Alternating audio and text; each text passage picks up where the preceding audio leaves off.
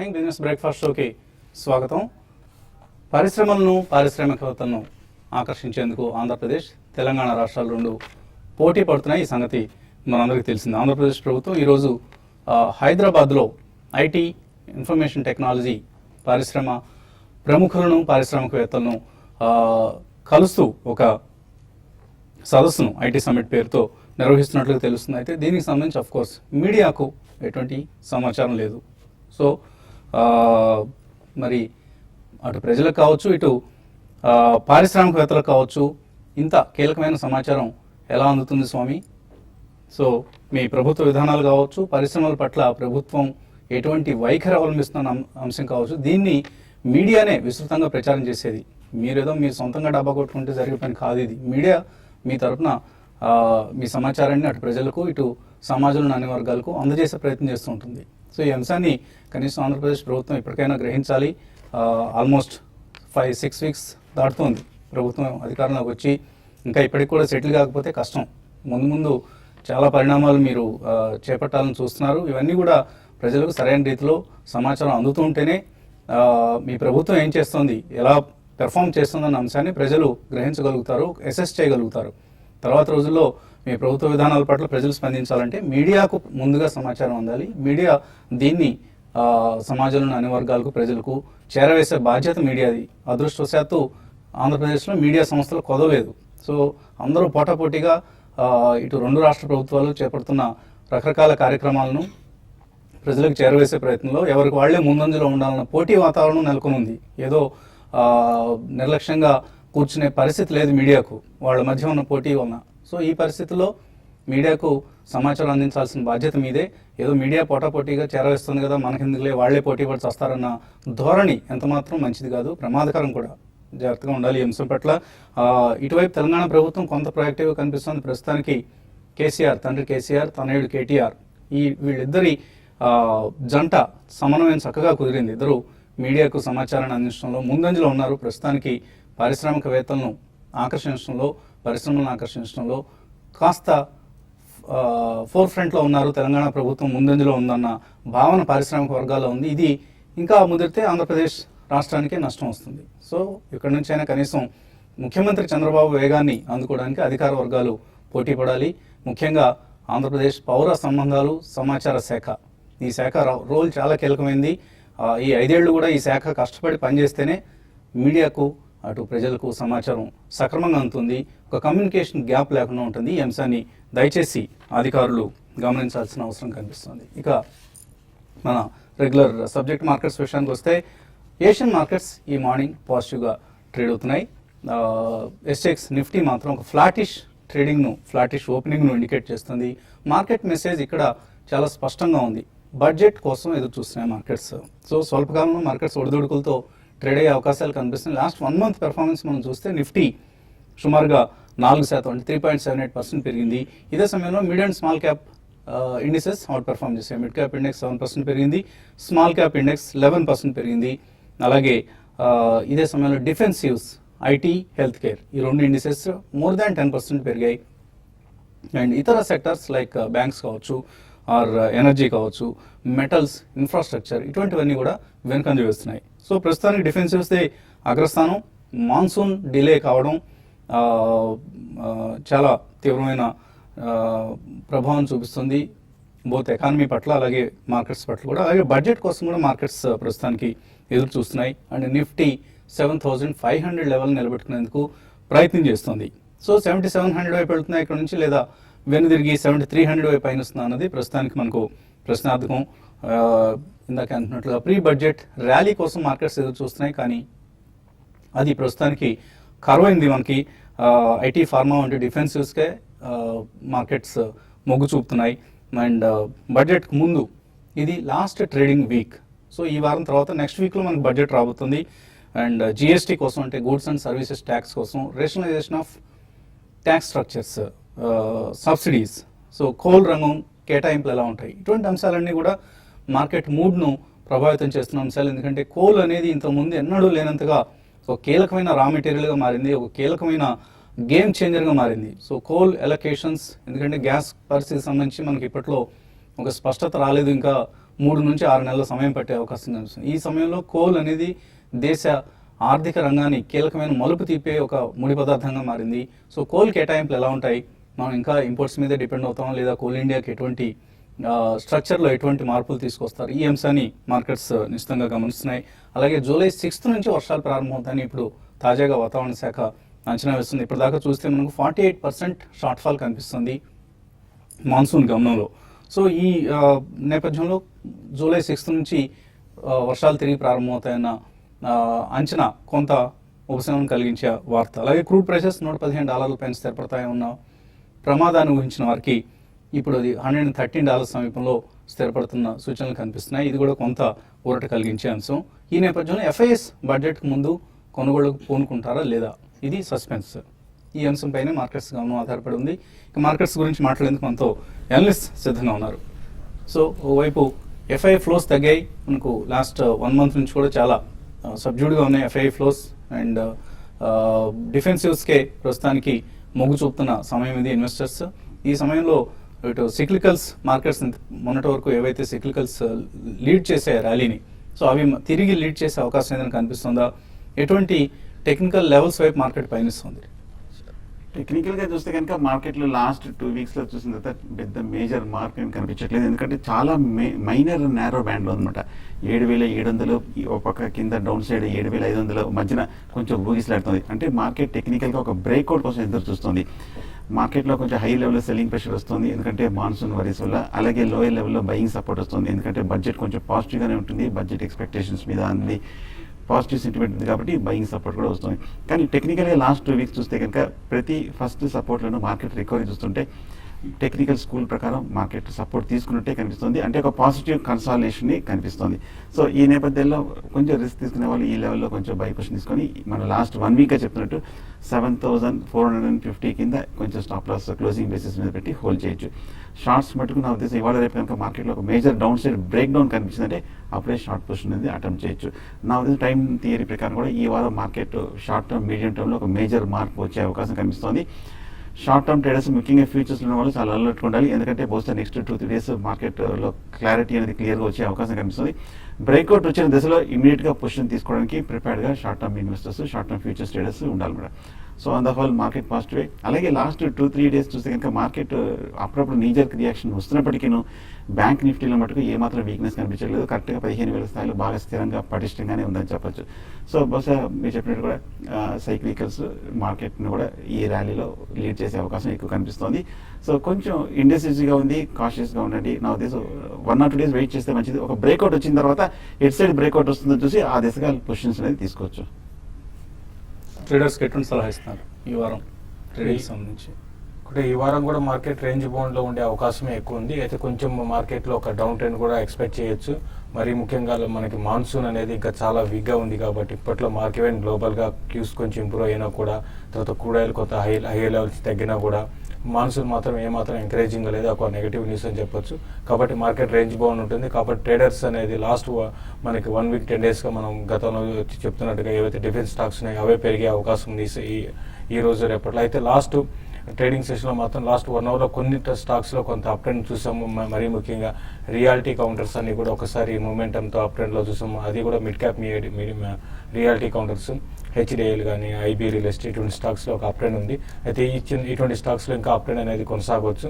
అదేవిధంగా GMR ఇన్ఫ్రాలో కూడా last week మంచి లాంగ్ పొజిషన్స్ బిల్డ్ కావడం చూసాము. కాబట్టి ఇది కూడా పెరగడానికి అవకాశం ఉంటుంది. తర్వాత జైన్ ఇరిగేషన్ లాస్ట్ 2 రోజులు కొంత వీక్ ఉంది. బట్ ఈ రోజు వరకు మాత్రం జైన్ ఇరిగేషన్లో కూడా ఈరోజు ఇంటర్డేలో కొంచెం పెరగచ్చు. కాబట్టి దాంట్లో కూడా లాంగ్ పొజిషన్ తీసుకోమంటాను. అయితే DLF అనేది లాస్ట్ వీక్ కొంత వీక్ ఉంది. హైయర్ లెవెల్లో DLFని సెల్ చేయమని చెప్తాను.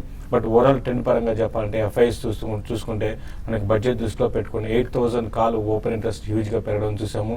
ఎట్ ద సేమ్ టైం 7,000 అంటే ఒక చాలా మటుకు హెడ్జింగ్లో ఉన్నట్టు మనకు క్లియర్గా కనపడుతుంది. తర్వాత ఫ్యూచర్స్లో దగ్గర 1,000 crores దాకా సెల్ చేశారు. అట్ ద సేమ్ టైం మనకి ఈక్విటీలో బై చేస్తున్నారు. కాబట్టి వీళ్ళు 100% హెడ్జింగ్లో ఉన్నారు. దీన్ని దృష్టిలో పెట్టుకొని హ్యూజ్ ప్రీమియమ్స్ ఆప్షన్స్లో కూడా ఉన్నాయి. కాబట్టి ట్రేడర్స్ మాత్రం ఒకవేళ ఆప్షన్స్ కానీ తీసుకుంటే మాత్రం మనకి ఎలక్షన్స్ ముందు ఏదైతే లాంగ్ పొజిషన్ అంటే కాల్ తీసుకొని హోల్డ్ చేయమని చెప్పాను. బట్ ఈసారి ఆ విధంగా ఉండకపోవచ్చు. బడ్జెట్ తర్వాత కూడా మార్కెట్ హై లెవెల్లో సెల్లింగ్ రావచ్చు. దాన్ని దృష్టిలో పెట్టుకొని ట్రేడర్స్ ఏ రోజుకి ఆ రోజు పొజిషన్స్ని క్లోజ్ చేసుకోమని చెప్తాను. తీసుకుని మన వాళ్ళు మీడియాకి సమాచారం లేదంటూ ఆంధ్రప్రదేశ్ ఐటీ సమిట్ సంబంధించి ఎటువంటి సమాచారం లేదని గగ్గోలు పెడుతున్న బిజినెస్ జర్నలిస్టులు. అసలు బిజినెస్ జర్నలిస్టులు అనే ఒక కమ్యూనిటీ ఉంది, ఒక సెక్షన్ ఆఫ్ మీడియా ఉంది అని ప్రభుత్వాలకు తెలుసలేదు.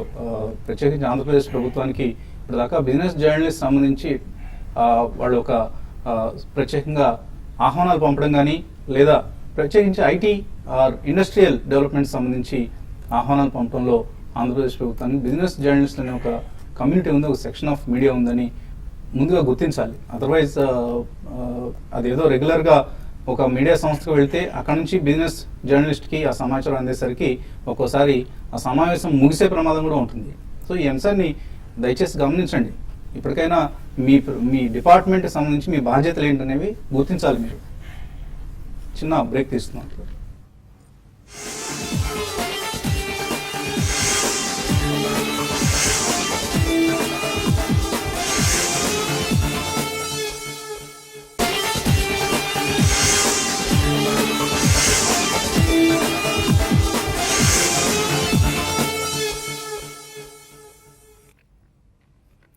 బిజినెస్ బ్రేక్ఫాస్ట్ షోకి తిరిగి స్వాగతం. స్టాక్స్ టు వాచ్ లిస్ట్లో ఇవాళ సన్ ఫార్మా, ర్యాన్బ్యాక్సీ ఇవి ఉండబోతున్నాయి. ఎందుకంటే మెజర్ రేషియో 0.8:1 నిష్పత్తిలో నిర్ణయించడం జరిగింది. సో ఈ మేరకు ఈ స్టాక్స్ ధరల్లో మార్కెట్లో రెండు షేర్ల ధరలకు కొంత అడ్జస్ట్మెంట్ ఇవాళ జరిగే అవకాశం కనిపిస్తుంది. అలాగే of course there are couple of other stocks also మన ప్రోగ్రామ్ మధ్యలో చెప్పుకునే ప్రయత్నం చేద్దాం. కిరణ్ తణుకు నుంచి కాలర్ లైన్లో ఉన్నారు. హలో, సార్ నమస్తే అండి, అడగండి కిరణ్. సార్ మధ్య అదానీ పవర్ 1500 షేర్లు ఉన్నాయి సార్, 80 రూపాయల రేట్లు. తర్వాత ఏమో టాటా పవర్ ఏమో 100 రూపాయల రేట్లు ఉన్నాయి సార్. అవి ఏం చేయాలి, ఎలా ఉంటుంది? ఏం చేయాలి? రెండు స్టాక్స్ రెండు కొంచెం హైబ్రిడ్ లో తీసుకున్నారండి. అదాని పవర్ ఇప్పుడు బుల్లిష్ ట్రెండ్ బాగా 30 రూపాయల నుంచి పెరిగిన తర్వాత కూడా ఇంచుమించు ఇప్పుడు 60 రూపాయల దగ్గర ఉంది. నా ఉద్దేశం market next leg of rally రావాలి. ముఖ్యంగా పవర్ స్టాక్స్లో ఏమాత్రం కొంచెం రిఫార్మ్స్ వచ్చి పవర్ స్టాక్స్లో కనుక ఒక ర్యాలీ పుంజుకుందంటే కనుక అప్పుడు మీరు రేట్ వచ్చే అవకాశం ఉంది. బేసికల్గా మనం ట్రెడిషనల్గా చూస్తే కనుక పవర్ స్టాక్స్ కొంచెం స్లోగానే ఉండే స్టాక్స్, కొంచెం పాజిటివ్ డెవలప్మెంట్స్ ఏమాత్రం వచ్చిందంటే కనుక పవర్ స్టాక్స్ కూడా కొంచెం బులిష్గానే ఉండే అవకాశం ఉంది. ప్రస్తుతానికి అయితే మీరు హోల్డ్ చేయండి రెండు అదాని, టాటా పవర్. అలాగే అదాని పవర్ సంబంధించి వాళ్ళ ఒక వార్త రావడం జరిగింది. గుజరాత్ హైకోర్టు ఎన్విరాన్మెంట్ నామ్స్ను వైలేట్ చేసింది అదాని పవర్ అన్న అంశానికి సంబంధించి గుజరాత్ హైకోర్టు నోటీసులు జారీ చేసింది. బోత్ అదాని పవర్కు, అదాని పోర్ట్స్ స్పెషల్ ఎకనామిక్ జోన్కి సంబంధించి కూడా. ఈ అంశం కొంత స్టాక్ ప్రైస్ మీద ఏమైనా ప్రభావం చూపిస్తుందో వేచి చూడాలి. తర్వాత కాలర్ లైన్లో ఉన్నారు. హలో, హలో, నమస్తే సార్. నమస్తే అండి, అడగండి. జేపీ అసోసియేట్స్ 85 లో తీసుకున్నామండి. అది 89 దాకా వచ్చి మళ్ళీ బిలోకి వెళ్ళిపోయింది. అది హోల్డ్ చేయమంటారా, ఏం చేయమంటారు? బ్యాంక్ ఒకటి 14 రూపీస్ లో ఉన్నాయండి. దాని గురించి కూడా తెలుసుకున్నాము. ఇవన్నీ ఏంటి, షార్ట్ టర్మ్ కోసం తీసుకున్నావా, లాంగ్ టర్మ్ కి వచ్చారండి? హోల్డ్ చేయొచ్చా లాంగ్ టర్మ్ కోసం ఈ రెండు స్టాక్స్? రెండు కూడా లాంగ్ టర్మ్ కి అంటే ఒకటే అండి. రెండు స్టాక్స్ ఏంటంటే రెండు ఒకే టైప్ చెందిన స్టాక్స్ అండి, బాగా డెట్స్ ఉన్న కంపెనీస్ అండి. కాబట్టి ప్లస్ హై బీటా స్టాక్స్ అంటే మార్కెట్ చిన్న కరెక్షన్ వచ్చినా కూడా మీరు చూసారు దగ్గర 90 రూపీస్ నుంచి స్టాక్ 70 రూపీస్ దాకా రావడం చూసాం. ఒక మార్కెట్ ఒక 100-150 పాయింట్స్ పడంగానే. కాబట్టి మీరు లాంగ్ టర్మ్ కోసం అయితే హోల్డ్ చేయండి. ఎందుకంటే మార్కెట్లో బులిష్ ట్రెండ్ ఉంది, మూమెంటం ఉంది. తర్వాత బడ్జెట్ తర్వాత కూడా ఇన్ఫ్రా స్టాక్స్ కానీ కూడా బాగా పెరగడానికి అవకాశం ఉంటుంది. కాబట్టి మీరు లాంగ్ టర్మ్ ఉద్దేశం ఉంటే మాత్రం మీరు హోల్డ్ చేయమని చెప్తారండి. తర్వాత కాలం మైలవరం నుంచి శేఖర్ లైన్ ఉన్నారు. హలో శేఖర్, అడగండి. నా దగ్గర శ్రీరామ్ ట్రాన్స్పోర్ట్ ఫైనాన్స్ ఉంది సార్. అందులో Shriram transport and finance okay 200 ఉన్నాయి సార్. 93లో 93లో ఉన్నాయి. శ్రీరామ్ ట్రాన్స్పోర్ట్ సంబంధించి సలహా ఇస్తారు. బులిష్గా ఉన్న స్టాక్ అండి. రేట్ మటుకు ఏ రేట్ చెప్పా నాకు అర్థం కావట్లేదు. బట్ కానీ 500 రూపీస్ నుంచి పెరిగిన స్టాక్ 1000 రూపీస్ వరకు ఈ ర్యాలీలో డబల్ అయ్యి మళ్ళీ లాస్ట్ ఒక 1 మంత్లోనే కొంచెం 1000 నుంచి 850 వరకు కొంచెం స్ట్రాంగ్ రియాక్షన్ మనం చూసాము. బట్ కానీ ఓవరాల్గా లాంగ్ టర్మ్ చూస్తే కనుక కరెంట్ రేట్ 830, 840 నుంచి బాగా స్ట్రాంగ్గానే రికవర్ అవుతుంది. ప్రస్తుతానికి అయితే విడిచిపెట్టినట్టున్నారు. 790, 890 అయ్యుండొచ్చు. అంటే 790 అంటే కనుక కొంచెం లో రేట్లో తీసుకున్నారండి. నా ఉద్దేశం మార్కెట్ ర్యాలీ వచ్చింది కనుక మళ్ళీ రీసెంట్ హై అయిన 1000 రూపీస్ టెస్ట్ చేసే అవకాశం ఉంది. హోల్డ్ చేయండి. కానీ 840 మటుకు బ్రేక్ అవుతే కొంచెం షార్ట్ టర్మ్ వీక్నెస్ వచ్చే అవకాశం ఉంది. తర్వాత కాలం నర్సరావుపేట నుంచి కోటేశ్వరరావు. హలో, నమస్తే సార్. నమస్తే అండి, అడగండి. సార్ ఈ మార్కెట్ ర్యాలీలో రిలయన్స్ బాగా పెరిగినట్లేదు సార్. ఈ రిలయన్స్ ని నిన్న 1016లో కొన్నాను. తర్వాత రిలయన్స్ క్యాపిటల్, ఈ రెండు లాంగ్ పీరియడ్ కి అంటే 1 year కి మనం హోల్డ్ చేయొచ్చా? అంటే ఫస్ట్ టార్గెట్ 1600 అలా చెప్పారు. దీని మీద మీ అభిప్రాయం చెప్పండి. అంటే మీరు న్యూస్ ఫ్లో ఫాలో అవుతూ ఉంటుంటారు. రిలయన్స్ సంబంధించి ప్రధానంగా ప్రభావం చూపిస్తుంది గ్యాస్ ప్రైస్ అంశం. సో దీన్ని 3 నెలల పాటు గ్యాస్ ప్రైసెస్ సంబంధించి రంగరాజన్ ఫార్ములాని అమలు చేస్తారా లేదా అన్నది ప్రభుత్వం ఇంకా స్పష్టత ఇవ్వలేదు. 3 నెలల తర్వాత నిర్ణయం తీసుకుంటా అంటూ వాయిదా వేసింది. ఇది రిలయన్స్, ఓఎన్జీసీ, ఆయిల్ ఇండియా ఇటువంటి కంపెనీస్ మీద ప్రభావం చూపిస్తున్న అంశం. సో ఈ దృష్ట్యా మీకు నెక్స్ట్ 3 months వరకు కూడా రేంజ్ బౌండ్గా ఉంటుంది, అన్లెస్ బడ్జెట్లో ఏదైనా నెగిటివ్గా కానీ పాజిటివ్గా కానీ మార్కెట్ స్పందిస్తే తప్ప. సో ఏం చేయాలి? ఒకటండి, రిలయన్స్ మీరు అన్నట్టుగానే మొత్తం కూడా ఏంటంటే గ్యాస్ హైక్ మీదే కొంచెం రీసెంట్గా పెరిగిందండి. మనం చూసాం తర్వాత కంటిన్యూస్గా పోస్ట్ పోన్ చేసుకోవడం గ్యాస్ హైక్ ప్రైస్ అనేది మార్చిలో జరగాల్సింది. తర్వాత నెక్స్ట్ 3 months కూడా పోస్ట్ పోన్ చేసుకున్నారు. కాబట్టి ఇప్పట్లో నేను కూడా రిలయన్స్ పెద్దగా పెరిగే అవకాశం అయితే ఉండకపోవచ్చు, రేంజ్ బౌండ్ ఉండే అవకాశం ఉంది. తర్వాత నెక్స్ట్ 2-3 quarterలో కూడా మళ్ళీ లాస్ట్ క్వార్టర్ లాగా ఇంప్రూవ్మెంట్ కానీ కనపడిందంటే మాత్రం రిలయన్స్లో కొంత అప్ అండ్ వచ్చి 1200 రూపీస్ దాకా పెరగచ్చు. రిలయన్స్ క్యాపిటల్ విషయానికి వస్తే ఇది రీసెంట్గా చాలా స్ట్రాంగ్గా 350 లెవెల్స్ నుంచి దగ్గరగా 650 దాకా రావడం చూసాము. ఇది ఇంకా పెరగడానికి అవకాశం ఉంది. జపాన్ కంపెనీ దగ్గర 10% స్టేక్ తీసుకోవడం వల్ల లాస్ట్ 2 daysలో స్టాక్లో ఒక మంచి వాల్యూమ్స్, డెలివరీ బేస్ బయింగ్ కూడా కనపడుతుందండి. బట్ ఏదైనా కూడా 2 స్టాక్స్ మాత్రం లాంగ్ టర్మ్ కోసం డెఫినెట్గా హోల్డ్ చేయమని చెప్తాను. లాస్ట్ కాలర్ లైన్లో ఉన్నారు, రాము కర్నూలు నుంచి. హలో, నమస్కారం సార్. నమస్తే అండి. రండి. హిందుస్థాన్ జింక్ తీసుకున్నాను సార్, 6 months కి 150లో ఉన్నాయి సార్. ఓకే. అలాగే డిఎల్ఎఫ్ 300 ఉంది సార్, పాతవి అట్లాగానే వస్తుంది మా రేట్ ఏమన్నా? హిందుస్థాన్ జింక్, వేదాంత గవర్నమెంట్ మిగులు వాటా ఏదైతే ఉందో రెసిడ్యువల్ స్టేక్ 29% ఉంది. సో ఆ స్టేక్ సేల్ జరగనంత వరకు కూడా హిందుస్థాన్ జింక్లో కొంత రేంజ్ బౌండ్ మూమెంటే కనిపించే అవకాశం ఉంది. టెక్నికల్గా ఎలా కనిపిస్తుంది?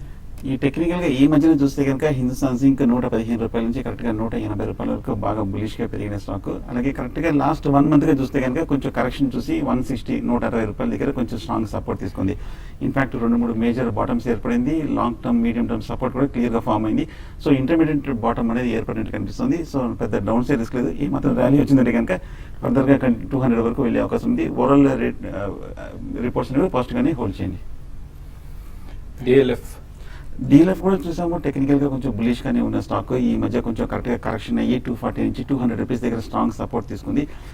ఏ మాత్రం కనుక బ్యాంకింగ్ సెక్టర్లో కనుక అలాగే కొంచెం ఇంట్రెస్ట్ రేట్ సంబంధించి కనుక పాజిటివ్ ఉందంటే కనుక ర్యాలీ వచ్చి మళ్ళీ 240-250 వరకు వెళ్ళే అవకాశం ఉంది. కానీ 195 కింద మటుకు 2 days బ్రేక్ అవుతే మటుకు మీరు షార్ట్ టర్మ్ కరెక్షన్ వచ్చే అవకాశం ఉంది. హోల్డ్ చేయండి. ఈమెయిల్ సందేహాలు అందాయి. పరాశర్ అడుగుతున్నారు, మహేంద్ర యుజీన్ ఇది 285లో ఎంటర్ అయ్యారు, ఇక్కడ ప్రాఫిట్ బుక్ చేసుకోవడం మంచిదా? మహేంద్ర యూజిన్ చూస్తే కనుక ఎక్కడో 900 రూపీస్ నుంచి కంటిన్యూస్ బులిష్ 450 రూపీస్ వరకు పెరిగి హై రేట్లో కూడా మార్కెట్ కన్సాలేషన్ అయినప్పటికీ ఒక మేజర్ అప్వర్డ్ బ్రేక్అవుటే కనిపించింది. సో టెక్నికల్గా మటుకు ఇంకా బులిష్ సూచనలు క్లియర్గా కనిపిస్తున్నాయి. సో మీరు ప్రాఫిట్ బుకింగ్ చేయాలని నేను మనసులో ఉంటుంది కాబట్టి నా ఉద్దేశం క్లోజర్ టు 400 రూపీస్ దగ్గర మీరు ప్రాఫిట్ బుక్ చేసి మళ్ళీ డిప్లో మళ్ళీ బై చేయొచ్చు. HCIL 93 రూపీస్లో హోల్డ్ చేస్తున్నారు లావణ్య వనపర్తి నుంచి. ఏం చేయాలి? లాస్ట్ 10 days బట్ వీక్గానే మనకి లాస్ట్ ట్రేడింగ్ సెషన్లో అప్ ట్రెండ్ రావడం చూసామండి. మీరు హోల్డ్ చేయండి. ఈసారి మాత్రం 100 రూపీస్ క్రాస్ అయిందంటే 120 దాకా పెరగొచ్చండి. అలాగే సుబ్బయ్య కొత్తమాసు కెంఫ్యాబ్ ఆల్కలీస్ 76 రూపీస్లో హోల్డ్ చేస్తున్నారు. ఈ ర్యాలీలో ఇప్పుడు దాకా కంపెనీ పార్టిసిపేట్ చేయలేదు, హోల్డ్ చేయొచ్చా ఇది? మీరు కరెక్ట్గా చెప్పారండి. లాంగ్ టర్మ్ లాస్ట్ 1 yearగా చూస్తే కనుక పెద్దగా పార్టిసిపేట్ చేయలేదు. కానీ ఈ మధ్య షార్ట్ టర్మ్లో చూస్తే కనుక 65 నుంచి 95 రూపీస్ వరకు కొంచెం పెరగడం జరిగింది కెంఫ్యాబ్ ఆల్కలీస్. ఏమాత్రం కనుక నెక్స్ట్ టార్గెట్ 100 రూపీస్ కనుక బ్రేక్అవుట్ అయిందంటే ఫర్దర్ రాలీ అవకాశం ఉంది. బట్ క్లోజర్ టు 95-100 రూపీస్ దగ్గర లాంగ్ టర్మ్ రెసిస్టెన్స్ ఉంది. వినతి ఆర్గానిక్స్, ప్రకాష్ ఇండస్ట్రీస్, అవంతి ఫీడ్స్, ఐజీ పెట్రోకెమికల్స్, వెమ్టా ల్యాబ్స్ ఇవన్నీ కొందాం అనుకుంటున్నారట ప్రేమ్ తుమ్మల చెర్ల, తీసుకోవచ్చేవి? ఒకటండి, మాన్సూన్ దృష్టిలో పెట్టుకుంటే మీరు ఎక్కువ రిలేటెడ్ స్టాక్స్ చెప్పారండి. కాబట్టి మాన్సూన్ బాగాలేదు కాబట్టి కొంచెం ఇటువంటి stocks IG petro, Vimta labs ఇవన్నీ మాన్సూన్. వినతి ఆర్గానిక్స్ దీని గురించి ఏదైనా కూడా మీరు ప్రకాష్ ఇండస్ట్రీస్ మీరు చెప్పిన స్టాక్స్ అన్ని కూడా కొంచెం అంటే 100% బై చేయమని చెప్పరండి. కాబట్టి ఇటువంటి స్టాక్ కొంచెం దూరంగా ఉండడం బెటర్. సో అన్ని కూడా మీకు ఫండమెంటలీ అంత గొప్ప స్టాక్స్ కావేవి, జస్ట్ మార్కెట్తో పాటు పరిగెత్తే స్టాక్సే అన్ని సెలెక్ట్ చేసుకున్న అన్ని కూడా. సో మా ఓవరాల్ మార్కెట్ మూవ్మెంట్ మీద ఆధారపడి ఉంటుంది. ఇండివిజువల్ కంపెనీ పెర్ఫార్మెన్స్ అయితే అంత ఇంప్రెసివ్గా లేనివి అవాయిడ్ చేయండి. ఇంకా బెటర్ స్టాక్స్ ఉన్నాయి మార్కెట్లో. సూరా వజ్జులు అడుగుతున్నారు, యూనిటెక్ 33 రూపీస్లో హోల్డ్ చేస్తున్నారు, అశోక్ లేలాండ్ 32లో హోల్డ్ చేస్తున్నారు. ఏం చేయాలి? ప్రస్తుతం హోల్డ్ చేయండి. యూనిటీ కరెక్ట్గా కరెంట్ రేట్లోనే మనం ఉన్నాము. బాగా రన్అప్ వచ్చిన తర్వాత బై చేశారు. ప్రస్తుతానికి హోల్డ్ చేయండి. అశోక్ లేలండ్ కూడా కొంచెం టెక్నికల్గా బులిష్ అనేది ప్రస్తుతానికి హోల్డ్ చేయొచ్చు. కొన్నూరు నుంచి నరసింహారావు అడుగుతున్నారు, జిందాల్ స్టీల్ 327లో, టాటా పవర్ 105లో ఉన్నాయి, 3 to 4 months కోసం హోల్డ్ చేయొచ్చు. రెండు కూడా 3 to 4 months కోసం Jindal steel and power and Tata steel రెండు కూడా హోల్డ్ చేయమని చెప్తానండి. ఓకే అండి. సో ఇంకా మెయిల్స్ మిగిలిపోయాయి కానీ మనకు సమయం కూడా మించిపోయింది. ఇది వాటి బిజినెస్ బ్రేక్ఫాస్ట్ షో. మధ్యాహ్నం తిరిగి 1:30కు స్మార్ట్ న్యూస్లో కలుద్దాం.